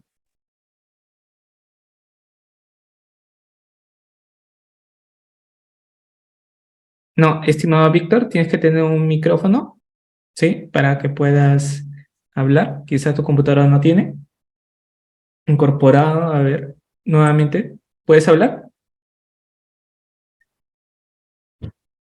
Hola, Víctor. ¿Sí, no logras escuchar? Creo que no. Doctor, puede continuar. Sí, ahí Víctor ha puesto la consulta, ¿qué tipo de gobernanzas hay? No, la gobernanza es una sola. La gobernanza es la participación articulada entre el sector público y la sociedad, los ciudadanos, el sector privado, el empresariado, para el cumplimiento de los objetivos que el Estado persigue. Esto es gobernanza, es el tipo de gobernanza que existe. No es que haya tipos de gobernanza, ¿no? Gobernanza significa esto, la articulación entre el sector público y el sector privado para el cumplimiento de finalidades públicas. Esto es gobernanza. ¿Hay más preguntas, Reader? Sí, doctor Renzo. Tenemos a Linder García. Buenas noches. Adelante, ¿puedes activar tu audio, Linder? Buenas noches. Sí, te escuchamos. ¿Cómo está? Buenas noches. Interesante, bueno, la exposición del expositor y de verdad que lo poco que yo conozco de la administración pública, después de haber trabajado en varias entidades, el reflejo que el doctor nos expone, claramente con la realidad hay una diferencia abismal. Bueno, respecto al tema de la gobernanza y la gobernabilidad en la administración pública, es un tema renuente, es un tema de capacidades, básicamente. Casi diría aleatoriamente que el 90% de los funcionarios y servidores públicos no conocen de gestión pública. Llegan ahí por el tema de las elecciones y porque tienen derecho a ser elegidos y todas esas cuestiones, pero cuando llegan al poder, estoy seguro, porque conozco, no conocen nada de gestión pública. Entonces, ¿qué hay que hacer? Porque es un tema de capacidades. ¿Qué hay que hacer? El Estado debería incentivar, promover el tema de la gestión pública para los funcionarios y servidores públicos. Porque en esos temas de políticas públicas, problemas públicos y gestión pública, falta un tercer elemento, que es el gestor público, que es la gente que debería estar capacitada para hacer cumplir esos tres elementos que el doctor ha mencionado, ¿no? Entonces, ¿qué es lo que hay que hacer? El Estado debe procurar, a través de las entidades correspondientes, Ministerio de Educación, qué sé yo, implementar instituciones, en universidades, qué sé yo, en todos los centros educativos superiores, la obligación de que el profesional que quiere ser un servidor público o un funcionario público necesariamente tiene que conocer de gestión pública, conocer de gobernanza y gobernabilidad. Y eso es lo que básicamente falta. A esa mesa que el doctor ha mencionado le falta una cuarta pata, que es el gestor público, que es lo que debe de conocer, esas gentes deben de conocer para poder desarrollar la gobernanza y la gobernabilidad. No sé si he podido expresarme lo más claro posible. Muchas gracias. Gracias, doctor, por su... Sí, por supuesto. Muchas gracias por el comentario. Y sí, un tema que está muy vinculado con la gobernanza, y por ahí había una pregunta de Jorge Luis que decía, ¿por qué no se identifican las necesidades públicas y se trabaja previniendo los futuros problemas públicos? Que tiene mucho que ver con el comentario que se acaba de realizar, y tal vez, y lo pongo sobre el escritorio de Reader, a ver si podemos organizar a futuro un curso sobre este tema en específico. Eh, Hay un concepto que se llama el think tank, ¿ya? El think tank, o tanque de ideas en su transliteración al castellano, alude a un centro donde se identifica los problemas públicos desde el punto de vista académico, se plantea soluciones y se le entrega al Estado. O sea, como les comentaba, ¿no? El tema de la identificación de problemas públicos y también, por supuesto, de la formulación de las políticas públicas, necesariamente tiene que ser alimentado por data, o sea, sin duda. Y esto implica que tiene que haber entonces una investigación cualitativa, pero por supuesto también cuantitativa, para poder caracterizar debidamente tanto al problema público como a la política pública como solución para este problema, ¿no? Entonces, ahí tenemos un gran espacio de mejora. Yo aquí en el Perú, salvo a la Universidad del Pacífico, que es una experiencia que yo conozco de cerca, no conozco otra entidad que genere, otra entidad académica que genere propuestas de políticas públicas. La Universidad del Pacífico trabaja, pero de mil maravillas con este tema, a través de su escuela de gestión pública. Siempre están mandando políticas, bueno, propuestas de políticas, no todas las cuales las aceptan, pero a mí, en lo personal, se me ocurre que ese podría ser un excelente modelo de gobernanza, ¿no? Qué interesante sería, por ejemplo, en las regiones, que las municipalidades y los gobiernos regionales celebren convenios con las universidades nacionales. Yo les hablo de Tacna, ¿ya? Por ejemplo, aquí en Tacna, la Universidad Nacional Jorge Basadre Groman, de la cual, por cierto, yo soy egresado, recibe muchísimo dinero del canon minero. Y ese dinero que recibe del canon tiene que ser destinado a investigación. Qué bacán sería tener un convenio entre los municipios, el gobierno regional y la universidad, en virtud del cual con ese dinero se financie investigación aplicada. ¿Qué quiere decir esto? Que, por ejemplo, los estudiantes de posgrado de las diversas especialidades en la universidad centren sus investigaciones en identificar un problema concreto de la región y plantear una alternativa de solución, y que su tesis, luego del debate y la aprobación correspondiente dentro de los estamentos de la universidad, sea remitida a la administración pública como una propuesta de política o de acción concreta de gestión, ¿no? Ahí podríamos tener un interesante modelo de gobernanza. Muchas gracias por el comentario, bueno, tanto el oralizado como el que se puso aquí a través del chat. Reader, ¿alguna otra intervención? Sí, tenemos al doctor Alfredo. Bienvenido, doctor. Adelante. Doctor, es muy interesante siempre su exposición, ¿eh? Le agradezco infinitamente, ¿verdad? Gracias. Usted me está recordando un tema que me tocó leer hace un tiempo y estoy leyendo sobre Singapur. Y usted lo conoce perfectamente, me parece, porque es un ejemplo que se podía aplicar de un país que estaba totalmente en la quiebra, que no tenía servicios básicos, a uno de los más ricos del mundo. Yo se lo dejo a usted, que usted es el experto en este tema, ¿no? Por favor, una pequeña reseña nomás porque ahí se aplica muy bien la gobernanza.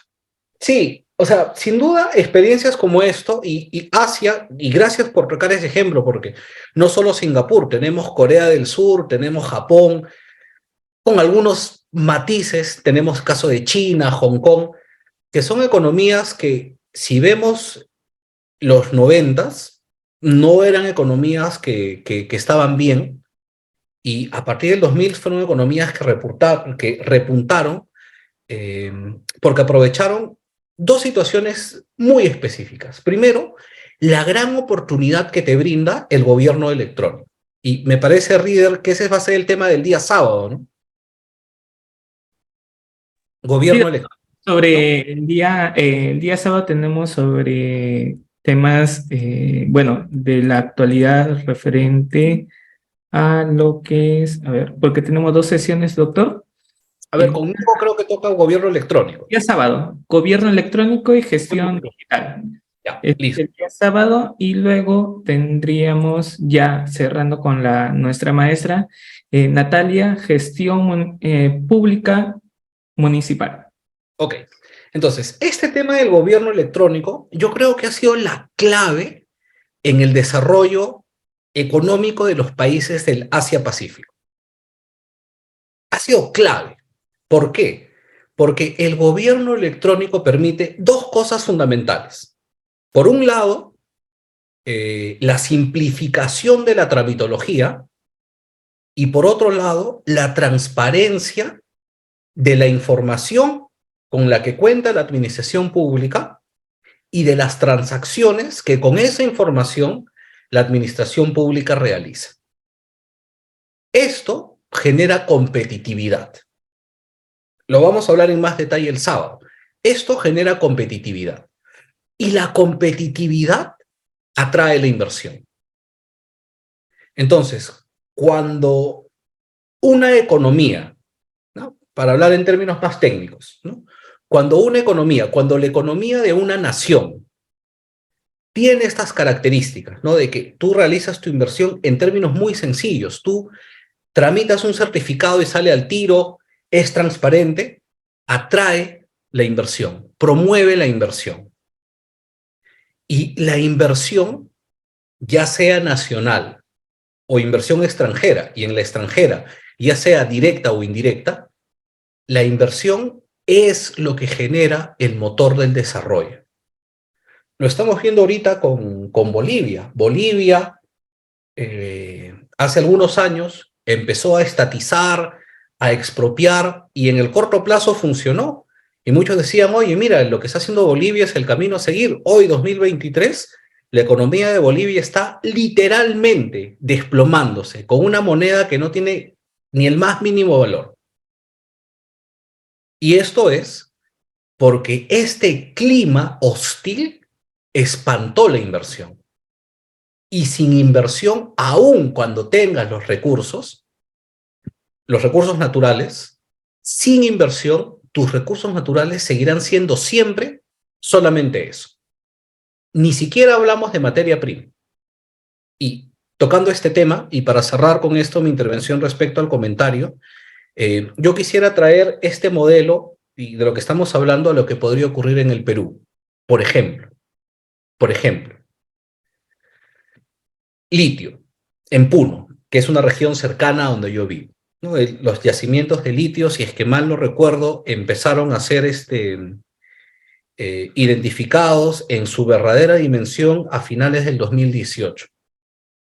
Y aquí en el sur ya tenemos una experiencia con la explotación del cobre en las regiones de Tacna y Moquegua por parte de Southern Copper Corporation y Anglo American. Y en realidad ellos extraen el cobre, le hacen un pequeño procesamiento y se lo llevan en bruto, o sea, en cobre como tal, no es un producto con valor agregado. Y claro, sin duda, esto ha traído mucha bonanza. Los montos que el Estado recibe por concepto de canon minero son muy significativos, y a tema aparte que no hay capacidad de ejecución, pero el monto que la actividad minera deja es significativo. Pero hay un fenómeno, y qué pena que ya estamos en el borde de finalizar la clase, voy a hacer un comentario muy breve de esto. Hay un fenómeno que el Fondo Monetario Internacional ha identificado que está ocurriendo no solo en el Perú, sino en muchos países en el mundo, que tenemos crecimiento sin desarrollo. O sea, si vemos en términos fríos la economía del Perú y volteamos a 10 años, 12 años atrás, el Perú ha experimentado un ritmo continuo de crecimiento económico trimestre tras trimestre, frenado solo en la pandemia, como todas las economías del mundo. Y es más, nosotros hemos tenido una mayor resiliencia y una más pronta capacidad de recuperación que cualquiera de las economías de América Latina y el Caribe. Entonces, sin duda, el modelo económico adoptado por el Perú nos ha permitido tener crecimiento, pero el problema es el desarrollo. No tenemos desarrollo. Porque no hemos podido incorporar a nuestras estructuras de crecimiento a ciertos sectores de la población que aún continúan en condición de vulnerabilidad. En mi opinión, y es una opinión personal, pero valgan verdades, respaldada con bastantes posiciones válidas de economistas de renombre internacional, del Banco Mundial, del Fondo Monetario, yo creo que no sirve de mucho crecimiento sin desarrollo. Entonces, nuestra acción debería estar encaminada, como gestores públicos, nuestra acción debería estar encaminada a generar desarrollo en nuestro espacio territorial asignado. El crecimiento es bueno, por supuesto, pero no es suficiente. Lo que necesitamos es generar desarrollo. Y si queremos escalar un peldaño más, desarrollo con inclusión social. No, esto es lo que necesitamos para poder disparar como país. ¿Y qué quiero decir que tiene que ver esto con el tema del litio? Por ejemplo, sería interesante un modelo de gobernanza donde dijéramos, ok, inversionista extranjero, tú quieres invertir en explorar, explotar y exportar mi litio. Las puertas abiertas, ven. Y en el 2019, si es que no me equivoco, el economista en jefe de minerales de Bloomberg, que es una empresa de análisis financiero y económico, señaló que era imposible que se exporte litio con valor agregado de Perú y de Bolivia, porque el litio se usa fundamentalmente para las baterías de los autos eléctricos y las fábricas de los autos eléctricos se encuentran en Europa. Y por tanto, sería muy costoso fabricar motores y luego, o sea, fabricar las baterías, más bien dicho, y luego llevarlas a la fábrica en Europa para ponerlas y luego recién vender los carros. Y yo pensaba, oye, pero en realidad esto es una verdad a medias, porque tranquilamente, si yo soy el dueño del litio, yo te puedo exigir a ti, inversionista extranjero, si tú quieres mi litio, trae tus fábricas de autos al Perú. Fabriquemos autos en el Perú y desde aquí los exportamos a todo el mundo. Tú no puedes exportar mi litio como materia prima. Tienes que exportar mi litio con valor agregado. Esto podría ser un muy interesante modelo de gobernanza, porque traeríamos inversión extranjera directa y en materia de inversión extranjera directa hay un concepto que se llama el over effect, que significa los efectos colaterales de la inversión. ¿Se imaginan ustedes qué pasaría si abrimos una fábrica de autos usados en Puno? ¿Cuántos chicos y chicas podrían ser capacitados como ingenieros o técnicos para trabajar en esa planta y beneficiarse de la experiencia y el conocimiento que los empleados extranjeros del inversionista traerían al Perú? Y el efecto en cadena que se generaría por esa incorporación de capacidades, de aprendizaje, de tecnología a nuestra economía. A esto alude el modelo de gobernanza. Y esta es la gran llave que nosotros como gestores públicos tenemos. O sea, no hay que enfocarnos en lo que la norma y la estructura nos limita. Debemos siempre aprender a pensar fuera de la caja. Y en la gobernanza y en la interacción con el sector privado existe una gran oportunidad para que pasemos de un modelo de crecimiento a un modelo de desarrollo territorial en tu sector. Tú que eres funcionario de gobierno subnacional, de municipio, de región, en tu zona, con tus vecinos, con tu gente, ¿no? Desarrollo con inclusión social. Esta es mi reflexión de esta noche, Reader, y con eso termino mi participación. Yo les agradezco muchísimo, de verdad, no me canso de repetirlo.